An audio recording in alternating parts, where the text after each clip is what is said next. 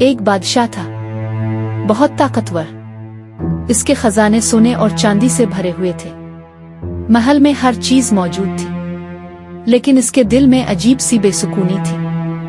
رات کو وہ سوتا نہیں تھا، دن میں ہنستا نہیں تھا، ہر وقت کسی نہ کسی فکر میں ڈوبا رہتا تھا۔ اسی محل میں ایک غلام بھی تھا، سادہ کپڑے، سادہ زندگی، لیکن چہرے پر عجیب سا سکون۔ وہ ہر وقت اللہ کا شکر ادا کرتا، کام کرتا اور مسکراتا رہتا۔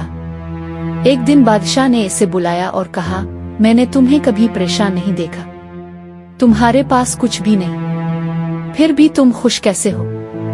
غلام نے ادب سے سر جھکایا اور کہا، حضور، میں ہر حال میں اللہ کا شکر ادا کرتا ہوں، جو مل جائے اس پر راضی رہتا ہوں، اسی میں سکون ہے۔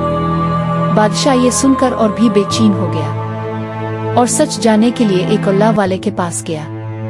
اس نے بادشاہ کو غور سے دیکھا اور کہا، اے بادشاہ، تمہارے پاس سب کچھ ہے، لیکن تمہارا دل دنیا کا غلام بن چکا ہے، اسی لیے تمہیں سکون نہیں ملتا۔ پھر اس نے کہا، اور وہ غلام جس کے پاس کچھ بھی نہیں، وہ اللہ کا بندہ ہے، اسی لیے وہ اصل میں آزاد ہے۔ یہ بات سیدھا بادشاہ کے دل میں اتر گئی۔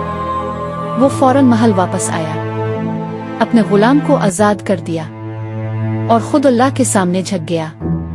کہتے ہیں، اس دن کے بعد پہلی بار بادشاہ کو حقیقی سکون نصیب ہوا۔